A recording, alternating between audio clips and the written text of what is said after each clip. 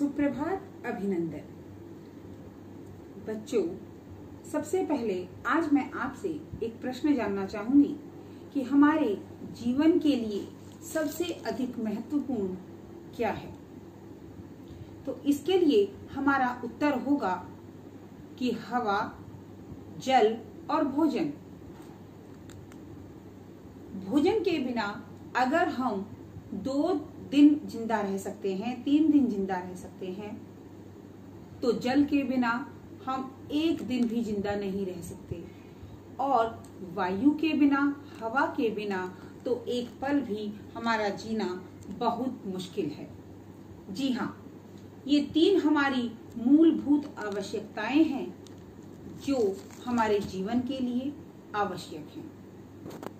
अब इस प्रश्न को करने का उद्देश्य क्या है कि अब अगला प्रश्न इसी से निकल कर आता है कि अगर हवा हमारे लिए आवश्यक है तो हवा कैसी होनी चाहिए। जी हाँ, हवा शुद्ध होनी चाहिए। अगर हम शुद्ध हवा में सांस लेते हैं तो हम स्वस्थ रहते हैं, जबकि अशुद्ध हवा हमारे स्वास्थ्य के लिए और हमारे जीवन के लिए अच्छी नहीं होती है। यह हमारे अंदर अनेकों बीमारियां पैदा करती है। शुद्ध हवा से न केवल वातावरण साफ और स्वच्छ रहता है, अपितु हमारे जीवन में भी उल्लास बना रहता है। और हवा को शुद्ध करने का एकमात्र माध्यम है वृक्ष।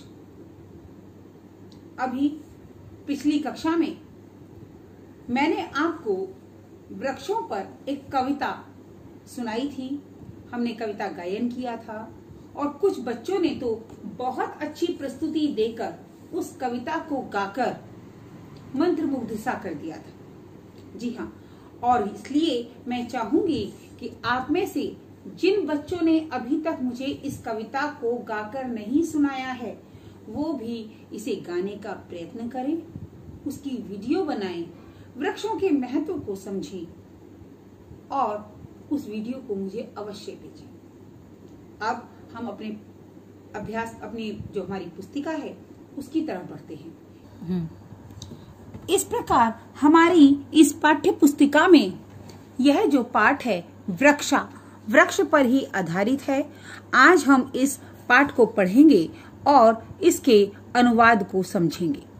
जी हाँ, वने वने निवसन्तो वृक्षा वनम वनम रचयन्ति वृक्षा, कि वन वन में निवसन्तो रहते हैं, वृक्षा वृक्ष, वन वन में वृक्ष रहते हैं, वनम वनम रचयन्ति वृक्षा, और वन वन की रचना वृक्षों द्वारा होती है। कि वन वन में वृक्ष रहते हैं और प्रत्येक वन की रचना भी वृक्षों के द्वारा ही होती है। शाखा दोला सीना विहगा, शाखा दोला सीना विहगा, कि शाखा मतलब टहनियां, शाखा रूपी दोला अर्थात झूला, आसीन मतलब बैठे हैं, विहगा पक्षी, कि शाखा रूपी झूले पर पक्षी बैठे हैं। ते किमपि कूजन्ति वृक्षा, और उन पर कुछ भी, वृक्षों पर बैठकर वे कुछ भी कूजते रहते हैं। पिबन्ति पवनम जलम संततम, पिबन्ति पवनम जलम संततम साधु जना इव सर्वे वृक्षा। देखिए कितनी सुंदर कल्पना यहाँ वृक्षों की है कि पिबन्ति पवनम, कि वह लगातार पवन को पीते हैं, अर्थात हवा को पीते हैं, जल को पीते हैं, संततम लगातार, पिबन्ति पीते हैं पवन को, जल को, संततम लगातार, कि वृक्ष जो हैं वो लगातार हवा और जल को पीते हैं। साधु जना एव सर्वे वृक्षा, सर्वे अर्थात सभी, वृक्ष जो हैं साधु जना, साधुओं जैसे हैं, इव कहते हैं जैसे, साधुओं के समान, कि जल और पानी पीते हुए, निरंतर जल और पानी पीते हुए वृक्ष सज्जनों जैसे हैं। स्पृशन्ति पादै पातालं च, स्पृशन्ति पादै पातालं च नभ शिरस्सु वहन्ति वृक्षा, कि इस प्रशंति स्पर्श करते हैं, छूते हैं पादे अपने पैरों से पातालम चे पाताल को, कि वृक्ष जो हैं अपने पैरों से, अर्थात उनके पैर कौन है, उनके पैर उनकी जड़ें हैं, कि अपने जड़ों के द्वारा, अपने पैरों के द्वारा वो पाताल को भी छू लेते हैं। नभ है शिरस्सु वहंती वृक्षा, और नभ को अपने सिर पर वहन करते हैं। नभ है आकाश को, शिरस्सु अपने सिर पर, वहंती वहन करते हैं, वृक्षा वृक्ष, कि वृक्ष जो हैं आकाश को अपने सिर पर वहन करते हैं। पयोदर्पणे स्वप्रतिबिंबम, पयोदर्पणे स्वप्रतिबिंबम कौतुकेन पश्यन्ति वृक्षा। पयोदर्पणे स्वप्रतिबिंबम, अर्थात जल रूपी दर्पण में, पयो जल रूपी दर्पण में, स्वप्रतिबिंबम अपनी परछाई को, कौतुकेन पश्यन्ति वृक्षा, कौतुकेन अर्थात कौतुकता से, आश्चर्य से वो देखते हैं, कि जल रूपी दर्पण में अपने प्रतिबिंब को कौतुकेन कौतुकता से, आश्चर्य से, पश्यन्ति देखते हैं, वृक्षा वृक्ष, कि वृक्ष जल रूपी दर्पण में अपने प्रतिबिंब को कौतुकता से देखते हैं।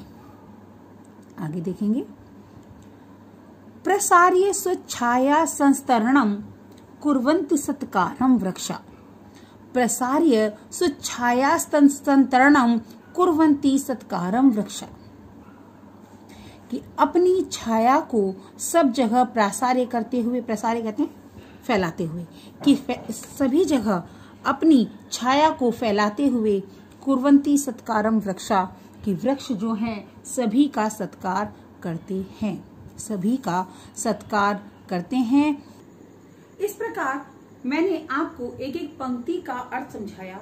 अब मैं एक साथ, जिससे आप समझ सके कि वृक्षों को इस कविता में किसके समान बताया है, किसके जैसा बताया है, उनकी क्या विशेषताएं हैं, एक सार के रूप में समझाती हूँ।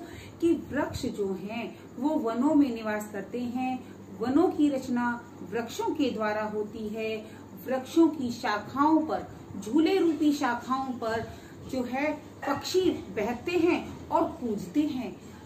वृक्ष जो हैं वो हवा और पानी को पीते हैं, और साधु जन अर्थात जैसे सज्जन लोगों का व्यवहार होता है, इस प्रकार का व्यवहार इनका वृक्षों का होता है, इसीलिए इन्हें सज्जनों जैसा बताया है। बच्चों, आगे कहा गया है कि वृक्ष अपनी पैरों रूपी जड़ों से पाताल तक पहुंच जाते हैं और अपने सिर पर आकाश को वहन करते हैं, आकाश को लेकर चलते हैं, ढोते हैं। आपकी समझ आया कि अपने जड़ों रूपी पैरों से पाताल तक पहुंच जाते हैं और अपने सर पर आकाश को वहन करते हैं। पयोदर्पणे, और आपने देखा होगा कि कुछ वृक्ष जो पानी के साथ उगे होते हैं, या पानी अगर बारिश का पानी उनके आसपास इकट्ठा हो जाता है तो उनका दर्पण, वो दर्पण जैसा बन जाता है उनके लिए, और उनकी परछाई उसमें दिखाई देती है। तो इन्हीं पंक्तियों को यहाँ पर स्पष्ट किया गया है कि जल रूपी दर्पण में अपने आप को देखकर वह कौतुक और आश्चर्य, कौतुक मतलब आश्चर्य जो है महसूस करते हैं और अपने प्रतिबिंब को आश्चर्य से देखते हैं। जी हाँ, अपनी छाया को चारों तरफ फैलाकर, सबके लिए फैलाकर उस सभी का सत्कार करते हैं। ऐसा नहीं है कि किसी के लिए छाया उनकी है और किसी के लिए नहीं है, इसीलिए उन्हें सज्जनों जैसा बताया है।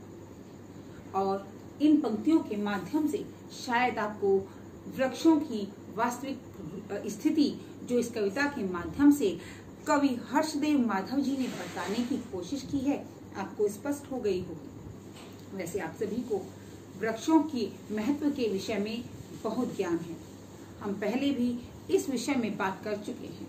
तो आज आप इसको पढ़ेंगे और वृक्षों के महत्व पर 10 पंक्तियां लिखेंगे। आज का आपका गृह कार्य यही होगा। भले ही आप कुछ सहायता अपनी पुस्तक से ले सकते हैं, और इसके अतिरिक्त आप अपनी जानकारी को भी इकट्ठा करके उन 10 पंक्तियों के माध्यम से लिख सकते हैं। विषय रहेगा वृक्षों का महत्व। ठीक है, वृक्षों का महत्व इस विषय पर हम 10 पंक्तियां लिखेंगे और इस कविता की एक एक लाइन के हर शब्द के अर्थ को समझने का प्रयत्न करेंगे। आज के लिए इतना ही। धन्यवाद।